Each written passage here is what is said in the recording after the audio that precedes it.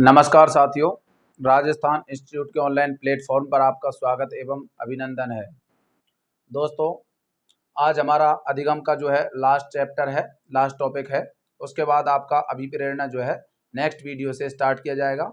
तो हम बात करेंगे आज हम अधिगम के प्रकार के बारे में। तो चलिए स्टार्ट करते हैं। तो यहाँ पर मैं आपको बता देता हूँ अधिगम के बारे में। अधिगम के यहाँ पर प्रकार मैंने आपको लिख रखे हैं। अधिगम के प्रकार जो है यहाँ पर रॉबर्ट एम गेने के द्वारा दिए गए, और रॉबर्ट एम गेने ने यहाँ पर अधिगम के कितने प्रकार बताए? रॉबर्ट एम गेने ने यहाँ पर अधिगम के 8 प्रकार यहाँ पर बताए हैं। ये आपको ध्यान रखना है। तो गेने के अनुसार अधिगम के कितने प्रकार? 8 प्रकार यहाँ पर आपको याद रखने होंगे, जो कि आपसे एग्जाम में पूछे जा सकते हैं। तो 8 जो प्रकार हैं उनके मैंने यहाँ पर आपको नाम लिख रखे हैं। एक बार जूम कर देता हूँ जिससे कि आपको साफ दिख जाए। देखिए, फर्स्ट यहाँ पर है संकेत अधिगम। तो अधिगम के प्रकारों में पहला प्रकार है संकेत अधिगम। दूसरा है यहाँ पर उद्दीपन अनुक्रिया अधिगम। तीसरा यहाँ पर है श्रृंखला अधिगम। चौथा है शाब्दिक अधिगम। पांचवा है बहुविभेदन अधिगम। छठवां है यहाँ पर प्रत्यधिगम। सातवां सिद्धांत अधिगम। और आठवां जो है यहाँ पर समस्या समाधान अधिगम है। अब इन चारों प्रकारों को आपको मैं एक बार समझा देता हूं। देखिए, सबसे पहले मैं यहाँ पर बात करूंगा संकेत अधिगम के बारे में। देखिए साथियों, संकेत अधिगम का मतलब होता है किसी संकेत को देख करके कोई चीज का जो है पालन करना। जैसे कि मान लो रोड पर लाल बत्ती जैसे दिख जाती है तो सभी वाहन वहां पर रुक जाते हैं रोड पर। तो इसे कहते हैं हम संकेत को देख करके जब हम कोई व्यवहार अपनाते हैं या करते हैं तो उसे हम कहते हैं यहाँ पर संकेत अधिगम। तो संकेत अधिगम आपको समझ में आ गया होगा। संकेत को देख करके काम यहाँ पर किया जाएगा। तो संकेत अधिगम जो है यहाँ पर पावलोव के सिद्धांत पर ये कार्य करता है। जैसे पावलोव ने जब घंटी बजाई थी तो कुत्ता समझ गया था कि अब खाना आने वाला है, भोजन आने वाला है। तो संकेत अधिगम जो है ये संकेत के माध्यम से कोई चीज को यहाँ पर समझाने का प्रयास किया जाता है। दूसरा प्रकार है यहाँ पर अधिगम का, वो है यहाँ पर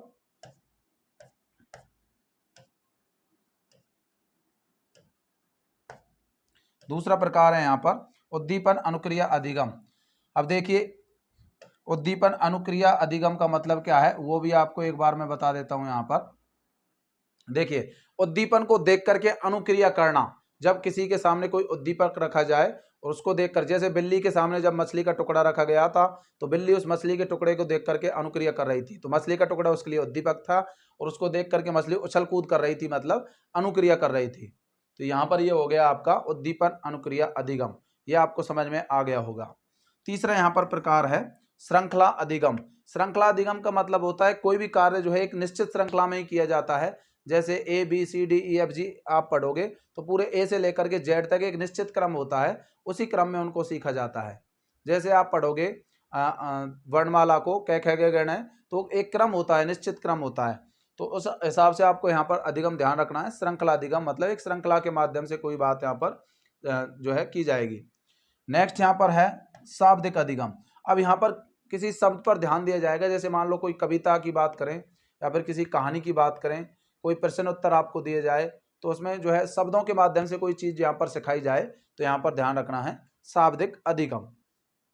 नेक्स्ट है यहाँ पर बहुविभेदन अधिगम। नाम से ही पता चल रहा है बहुविभेदन मतलब बहुत सारी चीजों में आपको विभेदन करना होगा, उनमें से पहचानना होगा, किसी चीज को छांटना होगा। जैसे आपको 4 ऑप्शन में किसी क्वेश्चन के दूं तो 4 ऑप्शन में से आपको सही ऑप्शन छांटना होता है। तो ये हो गया बहुत सारी चीजों में से किसी एक चीज को छांटना जो कि बिल्कुल सही हो, तो उसे बोलेंगे हम बहुविभेदन अधिगम। नेक्स्ट यहाँ पर टाइप है प्रत्यय अधिगम। अर्थात किसी नए आविष्कारों के बारे में हम कोई चीज सीखते हैं, अर्थात नए प्रत्ययों के बारे में हम अधिगम करें तो उसे बोलेंगे हम प्रत्यय अधिगम। प्रत्यय का मतलब होता है विचार या नए आविष्कार, आइडियाज। अगला है यहाँ पर सिद्धांत अधिगम।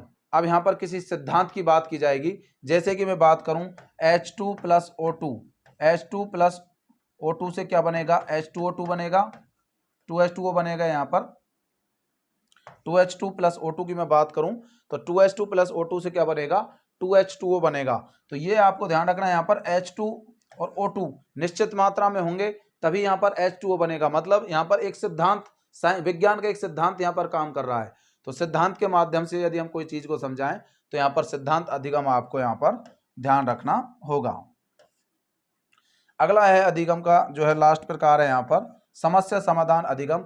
मतलब किसी व्यक्ति के सामने कोई समस्या होगी और उसका व्यक्ति जो है समाधान करेगा, तो इसे बोलेंगे हम समस्या समाधान अधिगम। सबसे उच्च श्रेणी का अधिगम यही होता है, समस्या समाधान अधिगम, और सबसे निम्न श्रेणी का होता है यहाँ पर संकेत अधिगम। तो संकेत अधिगम हो गया यहाँ पर सबसे लो श्रेणी का अधिगम हो गया, और सबसे अच्छा वाला या उच्च श्रेणी का हो गया यहाँ पर समस्या समाधान।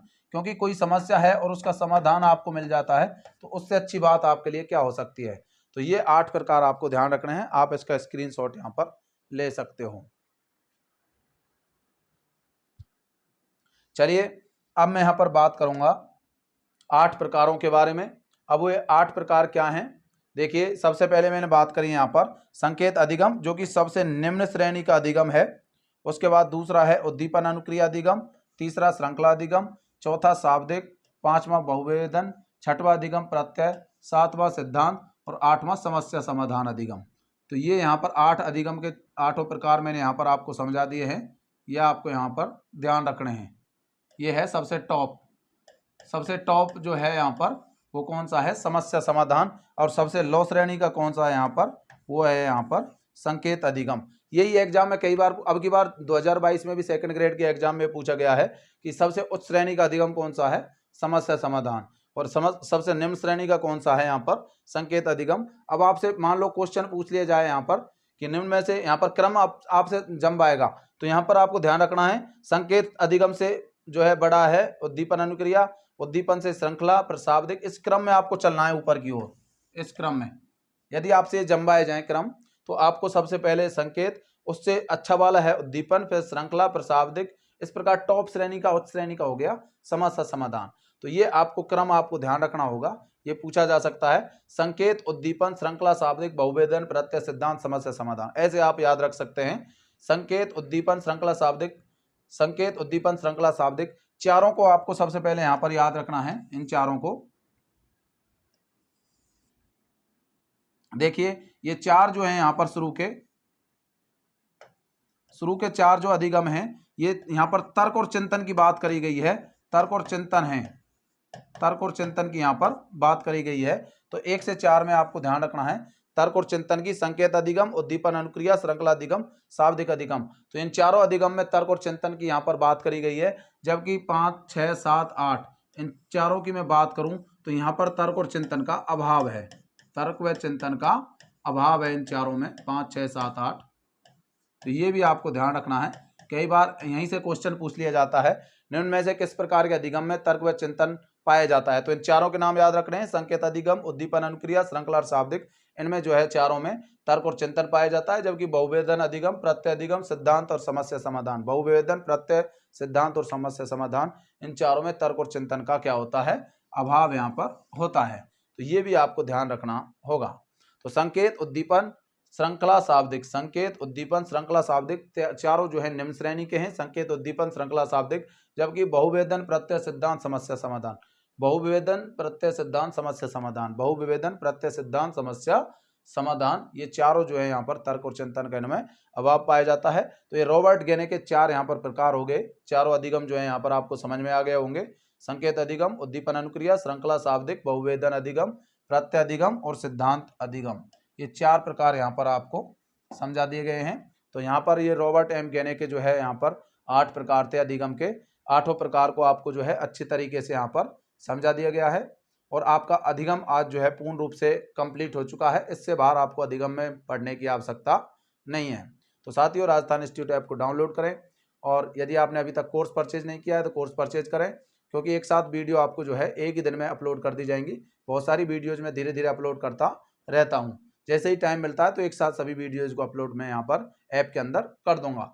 इसके बाद आपका जो है इंडियन ज्योग्राफी भी चलाना है, और यहाँ पर जो है आपकी साइंस भी स्टार्ट करनी है।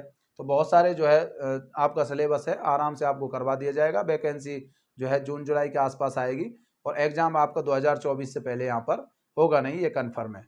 तो ये यहाँ पर जो है आपकी स्ट्रेटजी है, इस तरीके से आपको पढ़ना है, क्योंकि 20 क्वेश्चन आपको साइकोलॉजी में सही करने हैं। अब की बार 100% आपके साइकोलॉजी के क्वेश्चंस पूछे जाएंगे।